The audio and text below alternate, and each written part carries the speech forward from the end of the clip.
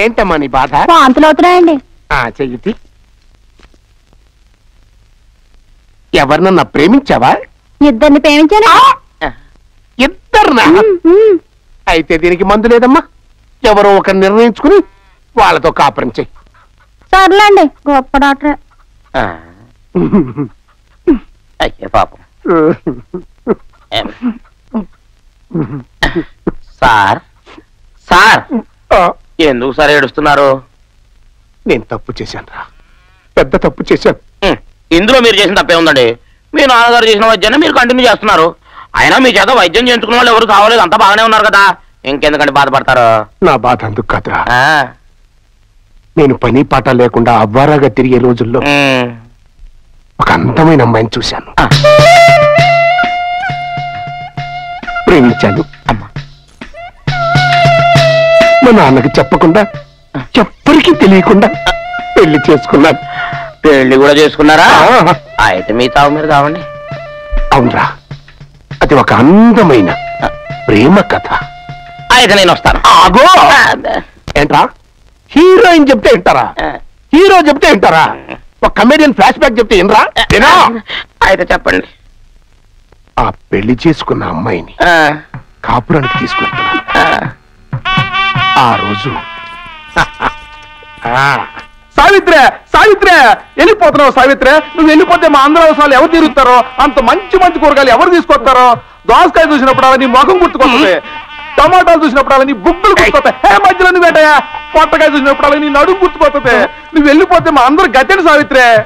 నేను వెళ్ళిపోయినా నా జ్ఞాపకాలు నీతోనే ఉంటాయిగా. ఆడితో ఆనందంగా బతుకు, నీ ఆనందమే నా ఆనందం. బాధపడక. చేసుకోక చేసుకోక ఈ బూడిద గుమ్మడికాయ మొహం చేసుకున్నావు సావిత్రే. చూసారా నా మీద ఎంత అభిమానం. ఎక్కడికి? ఇంకా 4 వీధులు ఉన్నాయండి. 4 వీధులు ఉన్నాయా? ఒక్క వీధికే నీ బండారం బయటపడిపోయింది. ఏమైందండి? ఏమవుతామంటే, స్వభావాన్ని తాళి కట్టి ఊరేగింపుగా తీసుకొస్తుంటే ప్రతివాడు సావిత్రి అని పిలిచి, టమాటా చూస్తుంటే నీ బొగ్గ జ్ఞాపకం వస్తుంది, దోసకాయ చూస్తుంటే నీ మొహం జ్ఞాపకం వస్తుంది, పొట్లకాయ చూస్తుంటే నీ నడుం జ్ఞాపకం వస్తుంది అని నీ ప్రతి అంగాన్ని బంధిస్తుంటే ఆహా అంటూ సుందరకాండలో ఏమంటావా? అంటే నన్ను అనుమానిస్తున్నారా? అనుమానం కాదు, ఇది నిజమో అంటున్నాను. వాళ్ళకి నీకు ఎంత ఇది లేకపోతే వాడు నీ దగ్గరకు వచ్చి అంత అదిగా మాట్లాడతారు. వద్దు, ఇక నీకు నాకు సంబంధం లేదు. డైవర్స్ టాటా. ఆగవయ్యా, ఆగు. నన్నే అనుమానిస్తున్నావు కదూ. ఏ నాటికైనా నీ తప్పు నువ్వు తెలుసుకుని తిరిగి వచ్చి నా కాళ్ళట్టుకుని బతివాలేదాకా నీ గుమ్మం తొక్కను. అలా వెళ్ళిపోయిందిరా. శీలవతైన నా భార్యను అనుమానించినందుకు ఇప్పుడు పశ్చాత్తాపడుతున్నాను. అందుకే ఆవిడ గారి కాళ్ళ మీద పడి క్షమాపణ చెప్పుకుని ఇంటికి తీసుకొద్దాం అనుకుంటున్నాను. నాకన్నా చదువుతుంటారా? ఇది మీ ఫ్లాష్ బ్యాక్, అందుకే మీ కండవతో తుడుచుకున్నాను.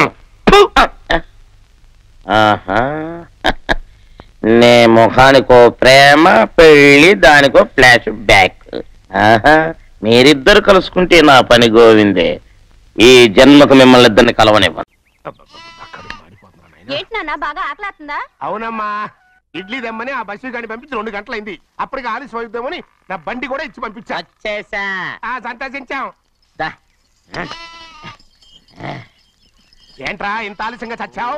మరి నేను నడిపించకరావద్దేంటి? అదే నేనైతే లగెత్తుకెళ్ళి లగెత్తుకొచ్చేసేవాడిని. అంటే ఈ బండి నడపడం నీ చేత కదా? మరి ఎందుకు చేసుకెళ్ళట్టు? ఏమో మీరు తీసుకెళ్ళమన్నారు, తీసుకెళ్ళాను. కర్మ. సర్లే, ఆకలి చచ్చేట్టుగా ఉన్నా. ఇడ్లీలు ఎక్కడా? అదిగో మూటలో వచ్చేస్తున్నాయి. మూటలో ఇడ్లీలు రావటం ఏంట్రా? రే, ఈయన నంబర్లే గానీ మూట దింపి ఇప్పి చూపించండి. అట్టగానండి. ఇన్ని ఇడ్లీలు తెచ్చావిడ్రా? మరి 494 రూపాయలకు ఆ మాత్రం ఇడ్లీలు రావేంటి? 494 రూపాయలకి ఇడ్లీలా? మరి అదే చెప్పడమే చెప్పేస్తారు, ఆ తర్వాత మర్చిపోతారు. మరి నాగమణి. నాగమణి ఏంటండి? ఏంటంట? అప్పుడు మీ నాన్న నాతో ఏం చెప్పాడు? ఉండండి, ఆలోచించుకుని చెప్తాను. ఏంటమ్మా, ఫ్లాష్ బ్యాక్ వెళ్తున్నావా? అవును. ఆకలేస్తుందిరా. రామస్వామి హోటల్కి వెళ్ళి కాస్త తెచ్చిపెట్టు. నాకు కూడా ఆకలేస్తుందండి. నువ్వేదైనా తిని నాకు మాత్రం ఒట్టి ఇడ్లీ పడరా. ఇదిగో, ఈ నోటు ఎంతో తెలుసా? నేనేమన్నా తెలివి తక్కువ అనుకున్నారా? 500 నోటు. అబ్బా, నువ్వే దీన్ని అచ్చుకుతున్నట్టుగా మాట్లాడుతున్నావే. చాలా ఆకలేస్తున్నాయి, బండేసుకెళ్ళి తొందర తీసినప్ప. ఇదండి జరిగింది. చిల్లర లేదు కదా అని 500 రూపాయలు నోటు ఇచ్చి పంపిస్తే మొత్తం ఇడ్లీలు పట్టుకొస్తా ఉంటా. నీ నోట్స్ చెప్పు. ఆకలేసేస్తుందమ్మా. చట్నీ సాంబార్ ఎదురా ఇచ్చాడండి. ఇది నేనే వద్దన్నానండి. ఎందుకని? మరి అదే మళ్ళీ మర్చిపోయారు. నాగమణి మీ నాన్న నాతో ఏం చెప్పాడు? అయ్యో అయ్యో చట్నీ సాంబార్లని ఎన్నిసార్లు ఫ్లాష్ బ్యాక్ వెళ్తారా? ఏదైనా తిని నాకు మాత్రం ఉట్టి ఇడ్లీ పడరా. ఇదిగో ఆయనకు అర్థమయ్యట్టు మళ్ళీ చెప్పు. నాకు మాత్రం ఒట్టి ఇడ్లీ పడరా. అయ్యో నువ్వు నా కంటి ముందు చల్పా.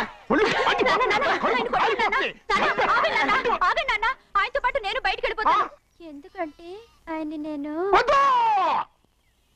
మీ దిక్కుమాల ప్రేమ కథ వినే ఓపిక ఎవ్వరికి లేదమ్మా. అయినా నువ్వు అనేది ఏముందిలే, అతను లేకుండా నేను బతకలేను అంటావు అంతే కదా. అయితే ఒక కండిషన్ రా. ఏంటి? నువ్వు చాలా తెలియగలవాడవని ఈ ప్రపంచానికి, నీ ముఖానికి ప్రపంచం దాకా ఎందుకు గానీ ఈ ఊళ్ళో నిరూపించుకో. నా కూతురు నీకు ఇచ్చి పెళ్లి చేస్తా. వాకే వెరీ వీచి. అయితే నువ్వు ఇంటి బయటికి వెళ్ళరా. ఏంట్రా గొడవ చేయకున్నారు? గాయత్రి ఎవరో వచ్చారంటే తలుపుది.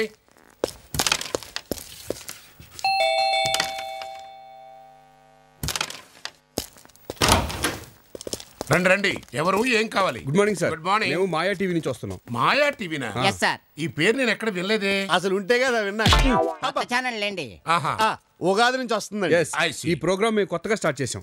దానికి మీలాంటి మేధావుల హెల్ప్ చాలా కావాలి సార్. మేధావులంటే మీరే. ఐసే ఎక్స్క్యూజ్ మీ, లోపలికి రావచ్చా? ఎవరండి వీళ్ళు? మాయా ఛానల్ అని కొత్తదిలే, అక్కడి నుంచి వచ్చారు. అలాగా? అయితే నేను మేకప్ వేసుకురానా? టీవీలో బాగా కనిపించొచ్చు. రెడీ అయ్యండి, పర్వాలేదు. అలాగే.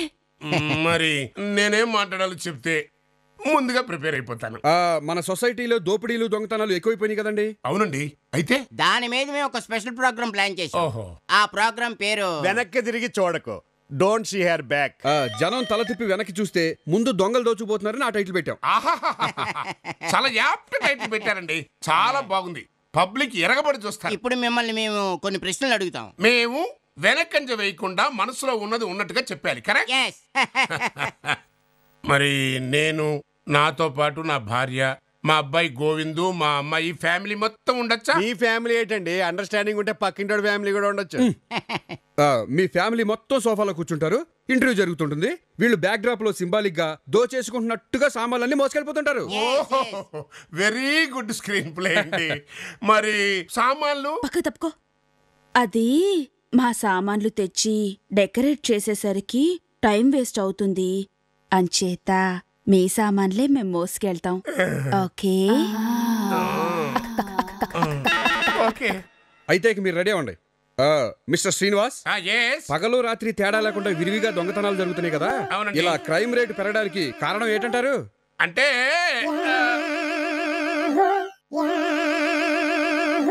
చూడండి లత గారు, సాధారణంగా మీరు పట్టు చీరలో నగలు బీరువాలో పెట్టి తాళం వేసి ఆ తాళాన్ని భద్రంగా దాచుకుంటారా?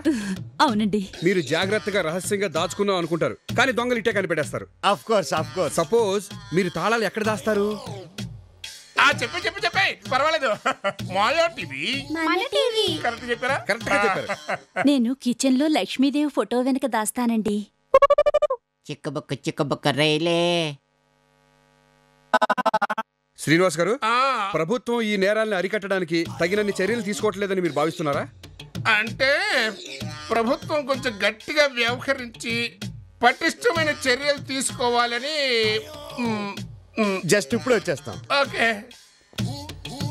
మీరు చాలా ఓపిగ్గా మా ప్రశ్నలకు సమాధానాలు చెప్పినందుకు మాయా టీవీ తరపున మా కృతజ్ఞతలు. I'm very happy. మీరంతా ఒకసారి ఆ గదిలోకి వస్తే మీ ఫ్యామిలీ క్లోజప్లు తీసి మా ప్రోగ్రాం చివరిలో వేసుకుంటాం. అలాగే పదండి. లోపలికి పోదండి. తొందర తీయండి, మన చెమటలు పడతాయి. బాబాయ్ గారు, బాబాయ్ గారు, నీ తండ్రి ఎవరది? నేనేనండి. వారి మా మూర్తి గారి సైన్మా కంటే జబర్దస్త్ సైన్మా తీస్తున్నా. నడుమ గిట్లా నువ్వు వచ్చి ఖరాబ్ చేసినావు. సారీ అండి, వీళ్ళు మా అమ్మా నాన్న. నేను ఇక్కడ ఉన్నాను వచ్చారు. సూరి వాళ్ళ నాన్నగారమ్మా. నమస్కారం అండి. నమస్తే. ఈయన మా నాన్నగారు. ఆ? ఏడీనా? వారి ఏంది అది? నువ్వు కచేరీలోకి ఇట్లా తాళం వేసేటోడివా? అదిగో అక్కడే పొరపాటు పడ్డారు తమరు.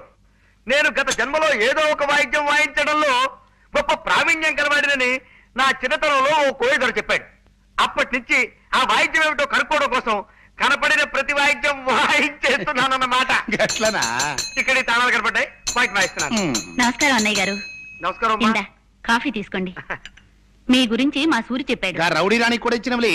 రౌడీ రాణే? ఆవిడెవరు? గదేనవయ్యా, ఇప్పుడు నీతోని ఒక పోరు రాలే. పోరే? కంగారు పడకండి అన్నయ్య గారు, మా ఆయన అందరినీ సినిమా పేర్లతోనే పిలుస్తారు. రౌడీ రాణి అంటే మీ ఆవిడని ఆయన ఉద్దేశం.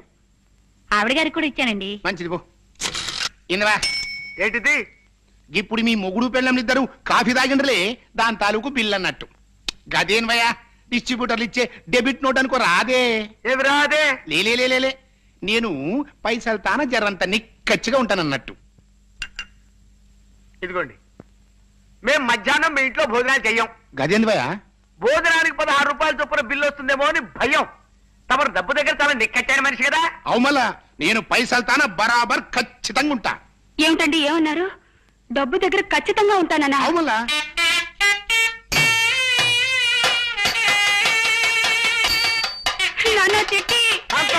ఆవేశపడకు, ఆగిపో.